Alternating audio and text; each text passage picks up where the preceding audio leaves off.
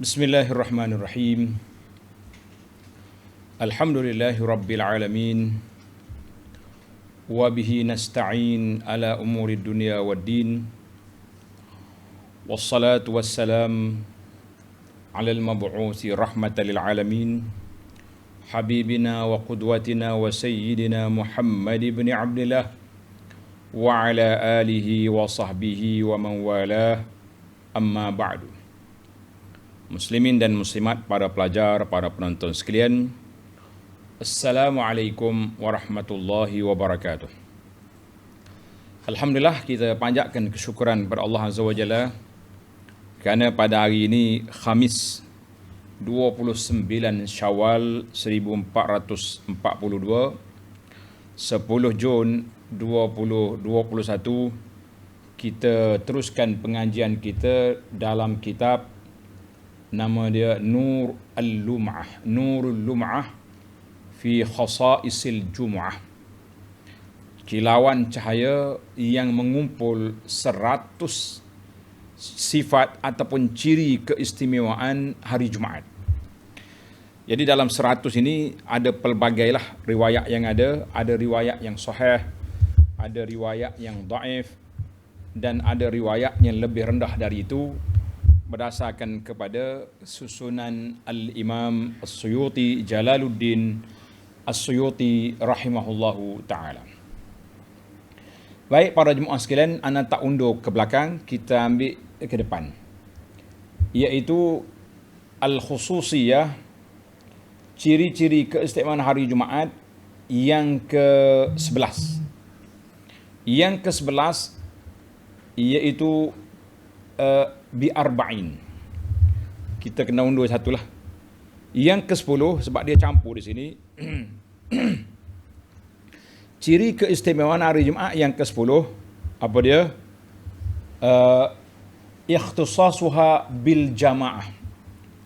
Solat Jumaat ni tak boleh buat secara individu, seorang-seorang tak boleh. Jadi kita kena buat secara berjamaah. Kalau ada orang kata saya nak solat seorang, tidak boleh. Seorang tokoh ulama, Ibn Rushd, dalam kitab dia Bidayatul Mujtahid, yang mengumpul pandangan para alim ulama, dia kata apa? Ittafaqal kull. Sepakat semua para alim ulama mengatakan syarat Jumaat itu al-jamaah, mesti solat berjamaah. Wakhtalafu fi miqdaril jamaah, yang ulama berbeza pandangannya tentang berapa orang jemaah itu, berapa orang. Itu mereka khilaf. Tapi bab berjamaah itu tak ada khilaf. Wa qala al-Imam an-Nawawi rahimahullahu taala fil Majmu', Nawawi kata apa? Wa ajma'al ulama, ijma' para ulama Islam ala anna al-jumu'ah la tasih min munfaridin wa annal jamaah syartun li sihhatiha. Solat Jumaat itu tidak sah daripada solat seorang, dan solat berjamaah itu syarat kepada sahnya Jumaat. Nak sah Jumaat kena apa? Kena ada berjamaah. Baiklah, itu yang ke-10. Yang ke-11, bi'arba'in, hendaklah ada 40 orang. Dalam yang sebelah ni mesti ada 40 orang. Kalau tak cukup 40 orang, macam mana? Jawab dianya khilaf ulama di situ. Cuma Imam Suyuti dia tak mau cakap panjang di sini, sebab dia hanya menyebut 100 khasais, ciri keistimewaan Jumaat. Tapi oleh kerana kita ni bincang tentang hukum, walaupun Imam Suyuti tak sebut, saya kena sebutlah kepada tuan-tuan, khususnya sekarang. Zaman PKP ni zaman orang duk cari pandangan-pandangan, sebab saya ada senarai, ada masjid solat Jumaat berapa orang? 4 orang, ada yang 12, ada yang lebih, ada yang cukup 40. Ada yang cukup 40. Jadi macam mana kita nak tahu bilangan ni? Para jemaah sekalian, tanda. Dalam sebuah buku yang saya baca, buku ni menariklah. Kepada para asatizah boleh cari buku ni. Tajuk dia Miqdarul Adad Allazi Tan'aqidu bihi Salatul Jumu'ah. Miqdarul Adad, kadar bilangan yang sah melakukan solat Jumaat. Berapa bilangan? Dalam kitab saya ni, tuan-tuan dengar je lah, saya sebut je supaya mana-mana masjid yang kena ramai ni kita kata ada pandangan. Pandangan yang pertama dia kata 3 orang. 3 orang. Imam seorang, 2 makmum, lebih tak apa tapi minimal dia 3 orang. Kan. Ini pandangan Abu Thawr dan satu riwayat daripada Imam Ahmad. Ramai lagi lah ulama mutakhir. Kita ambil yang salaf punya, salafus salih. Pandangan yang kedua, la tan'aqidu, Jumaat itu tak boleh buat kecuali dengan 12 orang. Ini yang ramai banyak negeri pakai ni lah ni, yang 12 orang ni. Negeri kita pun pernah juga dulu 12 orang. Sekarang ni beberapa negeri menerima SOP solat Jumaat, solat berjamaah dengan 12 orang. Pandangan siapa ini? Pandangan ini Rabi'ah. Pandangan Imam Rabi'ah bin Abdul Rahman. Dikenal dengan nama Rabi'atul Ra'i, kan? Rabi'ah yang masyhur daripada dia. Dan juga ramai lagi lah para ulama yang mengatakan sedemikian. Dia kata 12 orang. 12 orang. Pandangan yang ketiga, la tuqamul jum'ah illa bi jama'ati minar rijal tataqarra bihim qaryah. Tak boleh kita solat Jumaat kecuali beberapa orang laki-laki yang berkampung dalam kampung tu. Bukan kata kumpul orang di pasar-pasar lah. Maknanya dalam kampung ni ada beberapa orang laki-laki. Beberapa orang je boleh diterima. Wa bihadza qala al-Imam Malik. Ini pandangan Malik. Dia tak tetap berapa orang, tapi biar ada ramai. Kita nak solat Jumaat ni ada beberapa orang. 4 orang, 5 orang, 10 orang sudah ada. Pandangan Imam Malik dan ulama Maliki yang masyhur daripada mereka. Ada yang mengatakan tak kurang daripada 8 orang. Pandangan ini juga pandangan yang mengatakan bilangan ramai ini, tak kira lah berapa orang pun, tak cukup 40, tak kira 20, tak kira. Yang penting kita kata ada sekelompok. Maknanya sekelompok. Pandangan ini dipilih oleh Imam Suyuti sendiri, walaupun dia tu mazhab Syafi'i, tapi dalam kitab dia, dulu dalam siri lepas saya sebut kitab dia, ada satu lagi nama kitab dia, Daw'us Syam'ah. Tanda kitab Suyuti dia. Daw'us Syam'ah fi adadil Jumu'ah.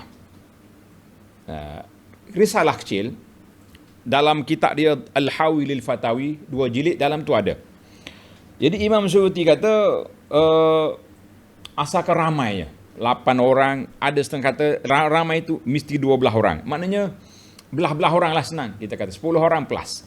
Itu senang. Pandangan yang keempat, la tan'aqidu, tak boleh solat Jumaat kecuali 40 orang fa akthar, 40 orang lebih sekali dengan imam. Ini yang kita masyhur ni. Masyhur daripada Imam Syafi'i dan pendapat mazhab Syafi'i yang masyhur ini dia. Yang kelima, 40 orang lain daripada imam. Yang tadi 40 sekali dengan imam. Ini 40 lain daripada imam. Pendapat yang keenam kata 3 orang di kampung, 40 orang di bandar. Ada pisah sikit. Macam kita ni kan, masjid besar, masjid bandar boleh 40 orang, masjid kampung 12. Macam mana? Imam Abu Hanifah dan ulama mazhab dia kata 4 orang. Imam seorang, 3 makmum. Ada lagi pendapat Nakhai, dia kata 2 orang je, seorang imam, seorang makmum. Nak kata. Pendapat yang ke-9, 50 orang. Lagi dahsyat, kita tak mau PKP 50 orang kan. Ada yang mengatakan al-qaulul ashir la tan'aqidu bi jam'in kathirin minar rijal min ghairi taqyidin bi adadin. Bilangan sekelompok yang ramai tanpa bilangan tertentu, 40 ke 30, yang penting kita kata sekelompok.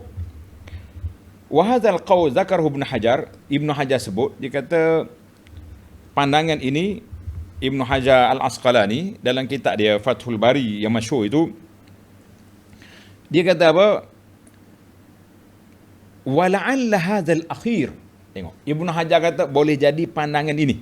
Ni, pandangan yang kata sekelompok orang ni tak ada bilangan ini, arjahuha min haitsu dalil. Pandangan yang kuat dari sudut dalilnya. Tengok dalam Fathul Bari. Jadi pandangan ini hampir dekat dengan pandangan siapa tadi? Pandangan Imam Malik yang kita sebut di awal tadi, dan juga pandangan Suyuti dalam kitabnya Daw'us Syam'ah. Baiklah. Itu pandangan yang paling ramai kata 50. Ada yang mengatakan pandangan yang ke-11 30 orang, yang ke-12 5 orang, yang ke-13 sab'ah 7 orang. Yang ke-14 ada 9 rijal 9 orang, yang ke-15 20 orang, yang ke-16 tamanina rajulan 80 orang baru boleh solat Jumaat. Kita kata setakat itulah tuan-tuan para asatizah boleh rujuk balik dalam kitab ini. Cuma bagian yang kita nak tekankan, pandangan yang mengatakan adadun, sekelompok, kita kata boleh. Maknanya kalau begini keadaannya, tuan-tuan lebih tenanglah, sebab bila mari peraturan SOP membenarkan 12, kita ada hujah 12. Bila kata kurang lagi sekelompok, kita ada hujah sekelompok. Jadi alhamdulillah, hujah yang mengatakan bilangan tanpa had tadi, Ibnu Hajar mengatakan arjahuha, dan juga itu pandangan yang dipilih oleh Imam Suyuti. Ibnu Hajar pun mazhab Syafi'i, Suyuti pun Syafi'i. Jadi kita kata ada pandangan-pandangan yang tersendiri. Tuan-tuan, kalaulah pejabat agama, majlis agama membenarkan bilangan seramai itu, buat je lah. Usah diragu-ragu lagi. Ada pandangan-pandangan ulama dalam masalah ini. Alhamdulillah. Saya berhenti setakat dulu sebab kita bukan nak bahas tentang bilangan ni. Yang saya nak cerita tentang khasais, ciri keistimewaan. Baik, kita pergi kepada yang ke-13. Yang ke-10 jamaah, yang ke-11 40 orang, yang ke-12 bimakanin wahidin minal balad. Syarat nak mendirikan Jumaat itu satu qaryah, satu tempat aje. Dia bukan macam surau solat jamaah, boleh sini kan. Tapi untuk Jumaat lah. Untuk Jumaat kita hanya boleh satu tempat, satu qaryah, satu tempat solat Jumaat sahaja. Yang ke-13 wa bi iznis sultan nadban. Tengok. Yang syarat yang ke-13 iaitulah dengan keizinan pemerintah. Jadi kita tak boleh nak sendiri-sendiri, mari kita tak ada orang ni, kita buat jemaah sama kita, kena dapat keizinan pemerintah. Tapi Imam Suyuti dalam kitab dia ni Nurul Lum'ah kata apa? Nadban washtiratan.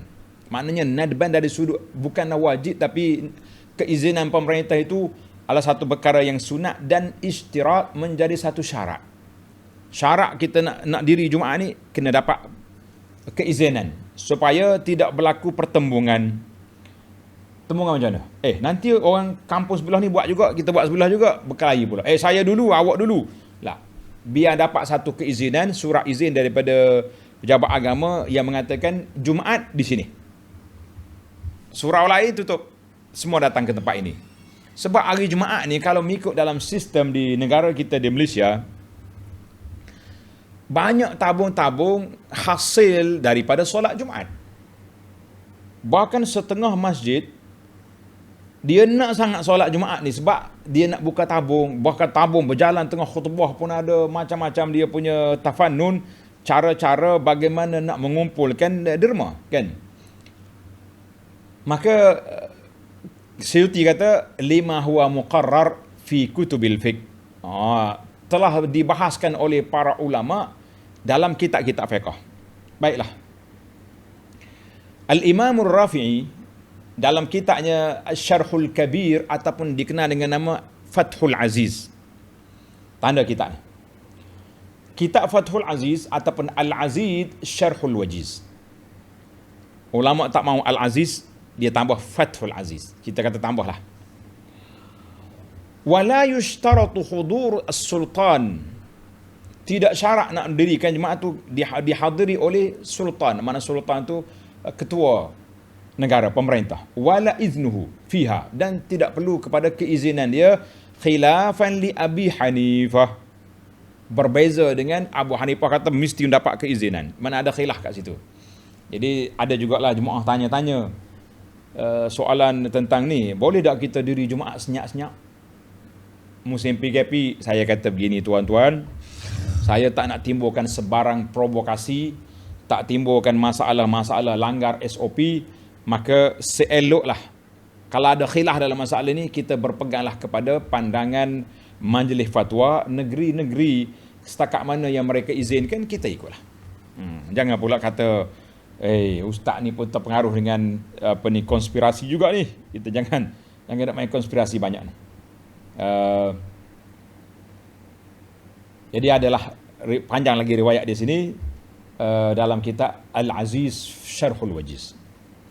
Baik para jemaah sekalian, saya nak pindah kepada, sebelum pindah, qala al-Suyuti wa aqwa ma ra'aitu. Yang paling kuat yang aku tengok dari sudut sandarannya, ia mengatakan solat Jumaat tu kena 40 orang, iaitu hadis yang dikeluar oleh Daruqutni daripada Jabir ibn Abdullah radhiyallahu anhuma qala madatis sunnatu anna fi kulli arba'in fama fawqa dhalika jum'ah. Madatis sunnah, mana telah berlalu sunnah bahawa setiap 40 orang itu dan lebih bolehlah didirikan Jumaat. Bagaimana dengan asar ini? Akhrajahu al-Baihaqi, tapi kata ulama rawi dia bernama Abdul Aziz bin Abdul Rahman. Imam Ahmad kata idrib ala hadithihi fa innaha kadhibun aw mawdu'. Maknanya kalau hadis riwayat orang ni campak je lah, sebab kebanyakan riwayat dia bohong ataupun palsu. Baiklah, maknanya hadis, kata Imamul Baihaqi, hadzal hadis la yuhtaju bimithli. Hadis yang mengatakan 40 orang ini tidak diboleh buat hujah dengan dia, sebab rawi dia muttaham, rawi dia dituduh riwayat dia tidak benar. Maka para jemaah sekalian, kekallah kita dengan khilaf tadi. Yang mengatakan 40 orang itu riwayat dia tidak sahih. Yang mengatakan 12 itu analisa. Panjang pula saya kalau masuk dalam bab ni. Tuan-tuan boleh tengoklah dalam kuliah kita dalam bab solatul Jumaah, ana sudah bahas dengan bilangannya, dengan hujah masing-masing. Wallahu alam. Yang penting hujah bagi kita masyarakat awam di Malaysia ini, hujah kitanya ikut SOP majlis agama masing-masing. Kita pindah kepada ciri keistimewaan yang ke-14. Ikhtisasuha bi iradati tahriq man takhallafa anha. Di antara ciri keistimewaannya, ada riwayat yang mengatakan bahawa Nabi ataupun para sahabat nak membakar rumah orang yang tak pergi solat Jumaat dengan sengaja. Siapa nak kena bakar? Al-Hakim meriwayatkan daripada Ibnu Mas'ud bahawa Nabi sallallahu alaihi wasallam qala liqaumin yatakhallafuna 'anil Jum'ah. Nabi bersabda kepada sekumpulan orang yang tak pergi solat Jumaat. Dia kata apa? Laqad hamamtu. Aku berangan-angan bercita-cita an amura rajulan, aku nak minta orang lain ganti tempat aku jadi imam di masjid. Kemudian aku nak pergi bakar rumah orang yang tidak pergi solat Jumaat. Nak bakar rumah ni. Ini bahaya sekali ni. Dia kata di para ulama, hadis ini azahu bihadzal lafz li Muslim. Jadi ada ulama yang mentahqiq kitab ni mengatakan riwayat ini dalam Muslim.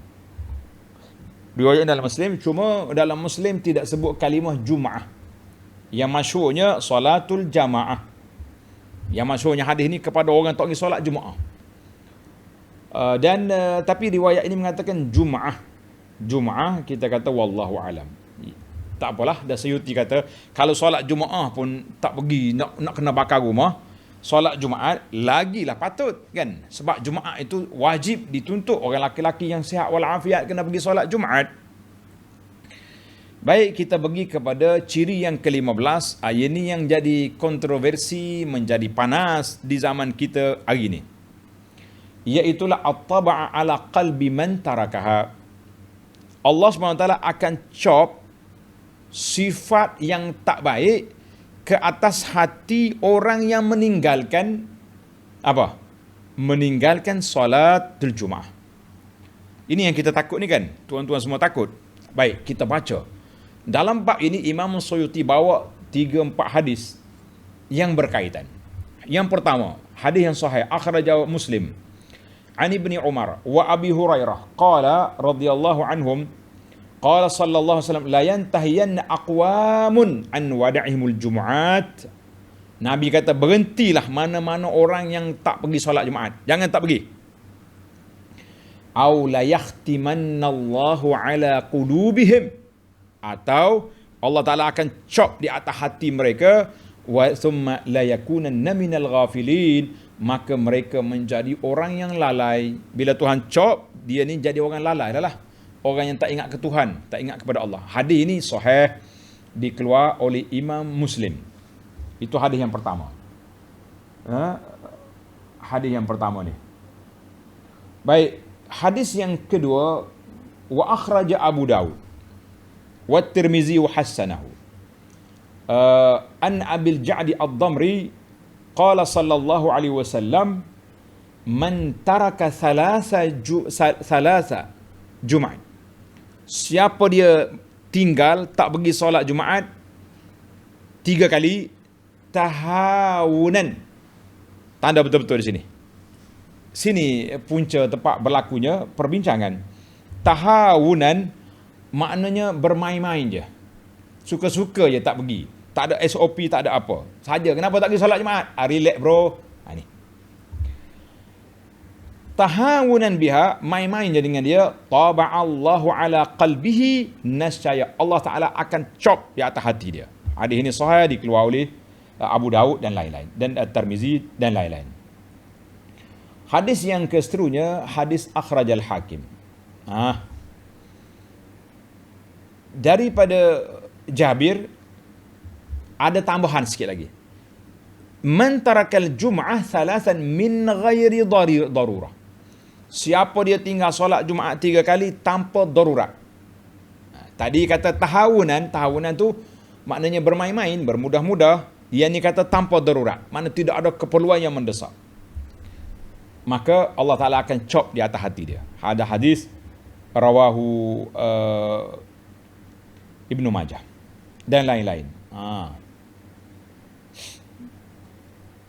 Dalam Jami' Shaghir dia kata thalatha marra mutawaliyat, 3 kali yang berturut-turut dengan cara tanpa uzur. Tengok lagi hadis Sa'id bin Mansur daripada Abi Hurairah, dikata thalatha jum'atin min ghairi illatin. Tadi min ghairi darurah, yakni min ghairi illatin, mana tidak ada sakit, tidak ada keuzuran. Maka Allah Ta'ala akan cok atas hati dia, wahwa munafiqun, na'uzubillah, dia tu dikira munafik. Dalam kemudian kata Ibnu Umar, itu hadis dah berapa hadis ada. Satu lagi kata Ibnu Umar, dia kata man taraka thalatha Jumaat, siapa dia tinggal 3 kali Jumaat, maka dicop atas hati dia dengan bi khatimin nifaq, na'uzubillah. Allahu akbar. Hadis-hadis ini menunjukkan kepada kita para pelajar sekalian. Satu lagi hadis yang diriwayat oleh Suyuti, akhrajal Asbahani fi at-Targhib man tarakal jum'ah min ghairi uzrin. Siapa dia tinggal solat Jumaat tanpa uzur, lam yakun laha kafarah duna yaumil qiyamah. Tak ada lagi kafarah yang nak bayar pada hari kiamat. Kata di muhakkik, dia kata lam ajiduhu, aku tak jumpa lafaz macam ni dalam hadis. Tak jumpa. Imam Suyuti mungkin dia ada kitab lain. Muhakkik ni cari tak jumpa. Wallahu alam. Wa akhraja an Samurah uhdurul jum'ah warnu minal imam, pergi solat Jumaat duduk dekat imam, jangan jauh-jauh. Fa innar rajula, mana-mana orang yang pergi solat Jumaat, yatakhallaf anil jum'ah, yang tak pergi solat Jumaat, fayatakhallafu anil jannah wa innahu lamin ahliha. Orang ni tak jumpa nak masuk syurga walaupun dia layak ke syurga. Wallahu alam. Hadis ni kata di Jami'ul Usul, dia kata sanad dia hasan. Akhrajahu Abu Daud dan lain-lain. Yang penting para jemaah sekalian, kita boleh simpulkan perbincangan kita dalam masalah ini, masalah orang tak pergi solat Jumaat 3 kali berturut-turut tanpa uzur, maka dia akan dicop. Baik, kalau saya tak pergi sekali tanpa uzur, boleh ke Ustaz? La, kita kata walaupun setengah kali tak boleh tanpa uzur. Ni ada setengah orang tanya soalan. Kita di negeri Kelantan ni, alhamdulillah, hari Jumaat hari cuti umum. Ada banyak negeri di Malaysia ni hari Jumaat hari bekerja. Jadi bila orang ni kerja di kilang ni shift dia 24 jam, dia tak mau berhenti walaupun solat Jumaat. Maka pekerja Melayu ni pula pergi ajar ke toke. Dia tak panggil toke, kasar, dia panggil. Kalau nak buat shift, jangan sampai 3 kali tak pergi Jumaat. Buat 2 kali, Jumaat yang ketiga free. Orang ni tak kerja, boleh pergi solat Jumaat. Kalau tidak, tak boleh. Kita kata pandai awak tipu ya. Sepatutnya kita ajar kepada tokek, kami muslimin wajib solat Jumaat, tak boleh tinggal main-main. Habis waktu solat Jumaat, bagilah shift kepada non-muslim, ataupun bagi shift kepada wanita yang dalam kilang yang banyak, yang bercampur-campur, kan? Bagilah dia orang yang muslimat punya, ataupun yang non-muslim. Yang muslim pergilah solat Jumaat. Kalau hanya nak tak pergi, cerita lain. Tapi sekurang-kurangnya kita beri ruang untuk mereka pergi solat Jumaat. Ini engkau pula pergi ajar toke, suruh buat shift 3 kali. Kita kata subhanallah. Sekali tak pergi solat Jumaat tanpa uzur, dosa besar. 2 kali sudah 2 dosa, 3 kali cop. Itu bahayanya. Bukannya boleh tak pergi 2 kali lah. Sudah peringkat cop atas hati. Minal ghafilin, minal munafiqin wal a'udzubillah. Maka para jemaah sekalian, di saat ini, saat kita dalam PKP, dalam SOP ni, kita berserahlah urusan ini kepada ahlu zikri. Ahlu zikri dalam negara kita ni, majlis fatwa. Negeri-negeri, kita serahlah kepada mereka. Mereka lah bertanggungjawab di hadapan Allah Azza wa Jalla nanti. Usahlah banyak buat spekulasi, banyak buat regulasi, banyak buat benda-benda sisi ni banyak. Akhir sekali kita ambil benda-benda basi je cerita, tak ada benda yang betul. Baiklah para jemaah sekalian, kerana itu bila orang tanya peribadi Ustaz macam mana, saya kata saya ikut SOP. Sebab bukan SOP kementerian, SOP majlis fatwa. SOP kementerian tu kita kena pakai mask, kena pakai, itu lain. Ini SOP dari sudut, tak boleh nak pergi solat, nak berkumpul ramai-ramai. Kita kata wallahu alam. Baiklah para jemaah sekalian, saya nak pergi kepada ciri yang ke-16. Ciri yang ke-16 iaitu masyru'iyatul kafarah liman tarakaha. Disyariatkan kita bayar denda kafarah bagi orang yang tinggal Jumaat tanpa uzur. Tinggal Jumaat tanpa uzur. Akhraja Abu Dawud wa Ahmad wa Abu Dawud wa Nasa'i wal Hakim wa Ibnu Majah an Samurah bin Jundub. Hadis ini mengatakan man tarakal jum'ah min ghairi uzrin falyatasaddaq bidinar. Siapa dia tinggal solat Jumaat tanpa uzur, hendak dia sedekah 1 dinar. 1 dinar ni mahal, kalau dinar mahal zaman kita ni RM800. Fa illam yajid fa binisfi dinar. Kalau dia tak ada duit, setengah dinar. Hazal hadis riwayat Abu Dawud dan lain-lain tadi, kata di muhaqqiq isnaduhu dhaif, sanad dia lemah. Tapi kalau tuan-tuan nak bayar, bayarlah kan. Wa akhraja Abu Dawud an Qudamah bin Wabrah. Hadis ni diriwayatkan bahawa Nabi kita bersabda, man fatathul jum'ah min ghairi uzrin. Siapa dia terlepas solat Jumaat tanpa uzur, falyatasaddaq. Naklah dia sedekah 1 dirham ataupun setengah dirham ataupun sa' hintah.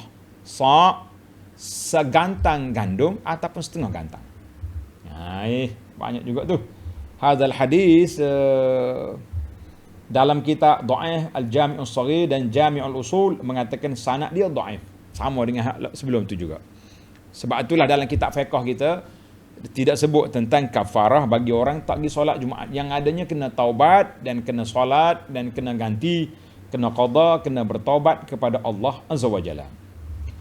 Baik, kita pergi kepada ciri yang ke-17. Ciri yang ke-17 al-khutbah. Satu solat yang wajib kena ada khutbah sebelum solat Jumaat. Kena ada solat Jumaat, kena khutbah. Kan? Solat lain, solat sunat hari raya, solat pun sunat. Kita nak solat fardu ni. Solat Zuhur tak ada khutbah, solat Asar tak ada khutbah, tapi yang ada khutbahnya apa? Solat Jumaat. Yang ke-18 al-insat. Al-insat maknanya bila kita bersampai di masjid, tak boleh kita bercakap berbual-bual ketika khatib sedang berkhutbah. Masuk masjid, dengar. Hadis yang diriwayat oleh Imam Bukhari dan Muslim daripada Abi Hurairah radhiyallahu anhu, qala sallallahu alaihi wasallam, idza qulta li sahibika ansit yaumal qiyamati yaumal jumu'ah. Kalau kamu kata kepada teman kamu, diam pada hari Jumaat, wal imamu yakhtub faqad laghauta. Imam sedang berkhutbah, kita larang orang dia diam. Itu pun dia sudah kira lara kita. Lara maknanya kita buat benda yang lara. Bila lara, hilanglah pahala Jumaat. Solat Jumaat tu sah, pahala Jumaat tu hilang. Satu hadis ini dalam Bukhari dan Muslim. Hadis yang kedua diriwayat oleh Imam Muslim. Nabi kata apa? Hadis ni panjang.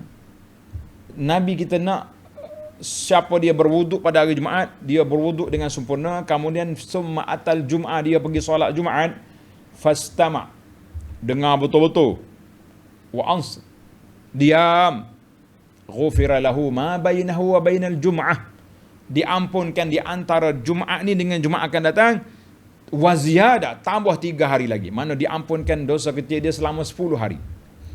Wa man massal hasa faqad lagha. Siapa dia duduk main anak batu, maka orang tu dikira lara. Lara ni maknanya hilang dia punya pahala. Pahala apa? Pahala Jumaat. Habis kalau saya main handphone macam mana? Main handphone pun sama juga. Ada setengah orang ni dia kata, saya nak tulis poin khutbah. Kata sekarang ni tak perlu tulis. Habis bila khatib mula khutbah, awak rakam dengan handphone ni, tak situ. Lepas Jumaat nanti tulis, nak tulis sampai gelap pun tak apa kan.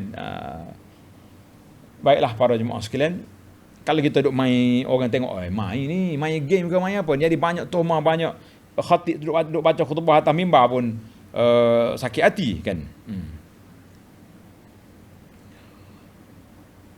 Ada lagi hadis Abu Daud daripada Abdullah bin Amru, sama juga hadis tu panjang. Akhir sekali Nabi kita sallallahu alaihi wasallam bagi tahu, waman lara, siapa dia lara tadi, wa takhattar riqab, dia langkah kepala orang. Kita nak pergi solat depan, kita duduk langkah kepala orang ni, maka kanat lahu zuhran, maka dia sembahyang zuhur je, Jumaat tak ada pahala gitu. Panjang lagi lah hadis. Satu kes, satu cerita. Saya sebenarnya nak ringkasnya, tapi takut pelajar yang ada beli kitab nanti dia kata ustaz ni banyak lompat. Sebab kita nak ambil ciri-ciri 100 ni, lambat lagi nak akhir. Ibnu Majah meriwayatkan daripada Ubay bin Ka'ab. Ubay duduk di masjid. Nabi kita sallallahu alaihi wasallam baca pada hari Jumaat surah Bara'ah.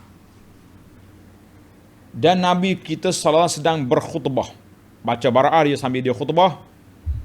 Abu Darda dan Abu Zar duduk tepi saya. Dua orang ni duduk cuik saya. Ubay. Bila turun ayat ni? Bila turun surah ini? Aku duduk diam, buat tak tahu lah.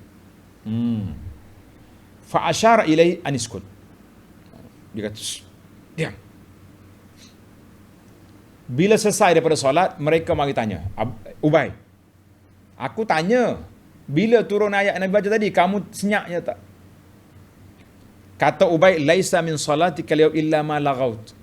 Pahala solatmu hari ni telah hilang dengan sebab kamu duk bercakap. Nabi duk khutbah. Dua orang ni tak puas hati. Pergi jumpa Nabi SAW, bagi tahu peristiwa yang berlaku dan menceritakan apa kata Ubay. Qala sallallahu alaihi wasallam, sadaqa Ubay. Nabi kata betul apa yang dicakap oleh Ubay. Betul. Di hadis ini riwayat yang sahih, alhamdulillah. Jadi para jemaah sekalian, bila kita pergi solat Jumaat, jangan duduk main-main lah, kan? Dalam riwayat lain, Abu Hurairah kata, la taqul subhanallah wal imam yakhutub yaumal. Jangan duduk tasbih. Imam duduk khutbah, jangan duduk main subhanallah. Ni orang setengah orang kata siap pegang tasbih lagi, tasbih yang bunyi ketuk-ketak. Khatib atas mimbar, jangan. Nanti kena lancar tungkak ke khatib, susah awak. Akbar. Dalam riwayat Ibnu Abbas, man takallama yaumal Jumaat, siapa dia bercakap pada hari Jumaat, wal imamu yakhtub, imam sedang berkhutbah, bahwa kal himari yahmilu asfara, orang ni macam dongki duk pikul barang-barang. Siapa yang larang pula, walladhi yaqulahu ansit laisa lahu Jumaah. Siapa dia larang, suruh orang diam, dia pula tak dapat pahala Jumaat. Masya-Allah, tabarakallah. Baik, selesailah kita. Kita pergi kepada ciri keistimewaan yang ke-19. Tahrimus salah inda julusil imam 'alal mimbar. Haram, dilarang solat sunat ketika imam berada di atas mimbar. Akhraja Sa'id bin Mansur an Sa'id bin Musayyib. Ulama besar Madinah ni, qala khurujul imam. Sa'id bin Musayyib ni ulama tabi'in, ketua ulama Madinah. Keluarnya imam daripada bilik dia untuk ke khutbah, yaqta'us salah, maka tak boleh lagi kita solat sunat. Wa kalamuhu yaqta'ul kalam, bila dia berkhutbah tak boleh lagi orang lain bercakap. Ini fatwa Sa'id bin Musayyib. Wa akhraja an Tha'labah bin Abi Malik qala kunna ala ahdi Umar. Kami pada zaman Sayyidina Umar, hari Jumaat kita duduk solat. Bila Umar keluar nak khutbah, kita bercakap. Bila dia bercakap, kami diam. Kami pun diam. Tak bolehlah. Kata Imam Nawawi fi Syarhil Muhadzab, fa idza jalasa al-imam. Dengan ini tuan-tuan, khulasah kepada hadis-hadis ataupun asar tadi. Imam Nawawi kata, apabila imam sudah duduk atas mimbar, maka haram kita mula solat sunat. Kalau kita sedang solat, bolehlah kita ringkaskan solat, jangan panjang. Itu kata Nawawi. Kata di Al-Baghawi, sama ada solat sunat atau solat lain-lain, tak boleh berlaku. Qala Nawawi, yamtani', terhalangnya solat sunat itu bimujarradi julusil imam, bila imam duduk atas mimbar nak khutbah, ketika itu haram. Wala yutawaqqafu 'alal azan, dan kalau kita masuk masjid orang tengah azan yang keberapa tu? Tuan-tuan tengok. Tanda sikit. Bila kita masuk, muazzin sedang azan yang pertama Jumaat, maka kita tunggu. Selesai azan, baru kita solat. Tapi kalau kita masuk, muazzin sedang azan yang kedua, khatib sudah di mimbar, maka jangan tunggu, langsung solat. Sebab kita sudah solat, azan sudah, kita kena dengar khutbah. Ini cerita. Baik. Kata Sa'id bin Mansur, cerita Sulaid Al-Ghatafani yang masuk dalam masjid, Nabi sedang khutbah. Sulaid masuk, dia duduk, Nabi suruh bangun, suruh solat. Kata Sa'id, lamma amara Sulaikan an yusalli, bila Nabi suruh Sulaid solat, Nabi kita amsaka anil khutbah, Nabi kita diam sampai Sulaid sudah solat. Ini riwayat Sa'id bin. Tetapi riwayat lain yang masyhur lah, bila kita masuk masjid, tanda tuan-tuan ni, bila kita masuk masjid, imam sedang berkhutbah, boleh kita solat sunat tahiyatul masjid secara ringkas, tapi janganlah pergi duduk depan imam, depan mimbar dia tu, duduk jauh-jauh lah sikit kan. Maka boleh kita apa, boleh kita solat. Tapi kalau orang sedang azan, jangan tunggu. Azan yang kedua jangan tunggu, solat terus. Jangan tunggu la ilaha illallah baru kita bangun. La, waktu tu waktu kita kena dengar apa? Dengar khutbah. Baik para jemaah sekalian, kita pergi kepada ciri yang ke-20, keistimewaan yang ke-20, an-nahyu anil ihtiba waqtul jumaah. Larangan daripada kita duduk ihtiba. Ihtiba ni kita macam duduk cangkung gitu. Ni kita duduk gini, kita angkat lutut. Lutut kita angkat dua, kita pegang kat lutut kita. Kan kadang-kadang kita duduk ni kita relax gitu. Sandar, kita angkat lutut. Itu dia panggil ihtiba, duduk mencangkung. Pegang tangan, pegang kepada lutut. Hadis riwayat Abu Daud wa Tirmizi dan lain-lain daripada Mu'adz bin Anas, Nabi sallallahu naha anil habwah yaumal jumaah wal imam yakhutub. Nabi kita larang duduk ihtiba, duduk mengangkat lutut, pegang dengan tangan begitu. Duduk memeluk lutut, dia panggil ihtiba. Kan kita angkat lutut dia, kita peluk dia. Sedang imam berkhutbah pada hari Jumaat, itu dilarang. Hadis ini riwayat Abu Daud dengan sanad yang baik. Dan juga diriwayat daripada Ibnu Umar. Baik, kata di Abu Daud, Ibnu Umar sendiri yahtabi, pernah duduk memeluk lutut ini, wal imam yakhutub. Macam mana kita nak kata? Demikian juga Anas. Dan ramai sahabat-sahabat dan tabi'i mengatakan la ba'sa biha, tidak salah perbuatan tersebut. Baik, bagaimana kita nak faham daripada hadis ini? Kata di Imam Tirmizi, kariha qaumun, ada sebahagian kaum, ulama lah kaum itu maknanya larang daripada ini. Sebab apa? Sebab boleh menjadi mengantuk. Bila kita duduk relax gitu, lena. Bila lena, terangkat punggung, batal wudu. Kalau kita duduk biasa gini, dia panggil papan punggung itu tetap. Andai kata kita tertidur, tak batal wudu. Tapi kalau angkat dua gini, batal. Dia keluar angin di bawah, tak sedar kita. Kawan-kawan orang sebelah lah kita, lain macam mau. Kan? Baik, kesimpulannya, qala an-Nawawi rahimahullah dalam Majmu' dia kata tidak makruh mengikut Imam Syafi'i, Malik, Ahmad, Auza'i dan lain-lain.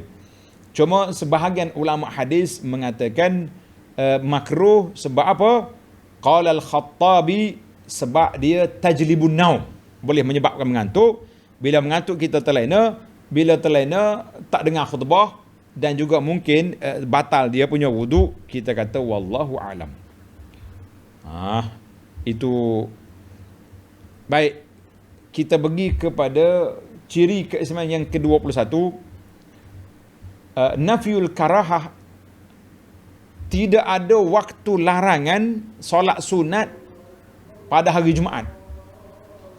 Kalau hari lain tak boleh.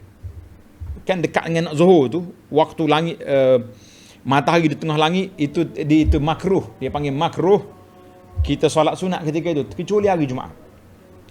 Kata dia dalam hadis Abi Qatadah, dia mengatakan bahawa Nabi kita larang solat sunat sebelum Zuhur, illa kecuali pada hari Jumaat. Pada hari Jumaat tidak dilarang. Sebab apa? Inna jahannam, neraka Jahannam tusajjar, dipanaskan pada waktu itu, kecuali pada hari Jumaat. Jadi hadis ini riwayat Abu Daud. Kata di muhakkik dia kata sanad dia dhaif. Baik, yang ke-22, la tusajjar Jahannam fi yaumiha, maknanya neraka Jahannam tidak dipanaskan pada tengah hari Jumaat hari itu. Itu ciri keistimewaan Jumaat lah.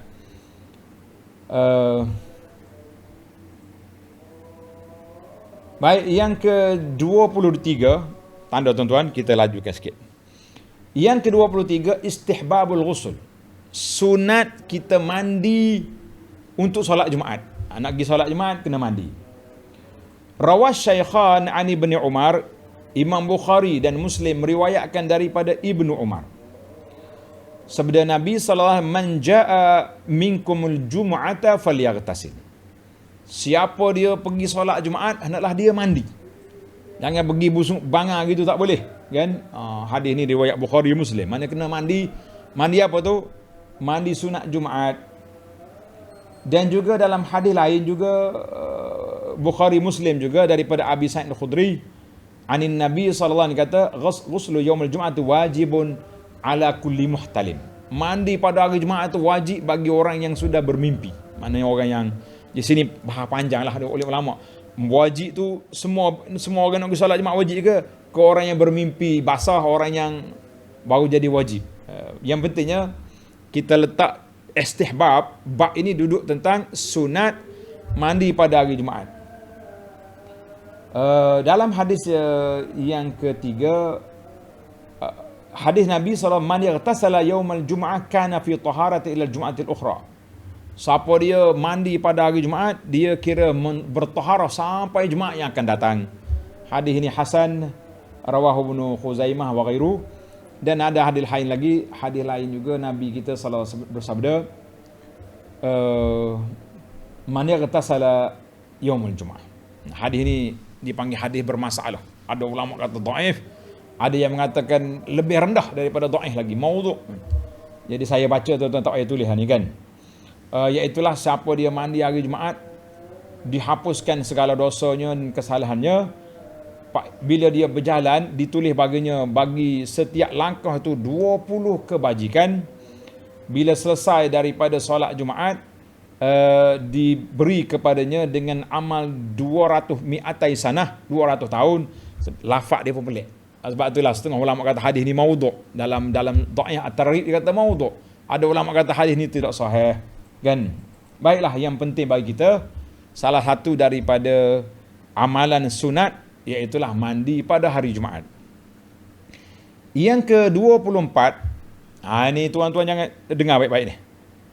Yang ke-24, anna lil jima'i fihi ajrain. Siapa melakukan jima' pada hari Jumaat, dia dapat 2 pahala.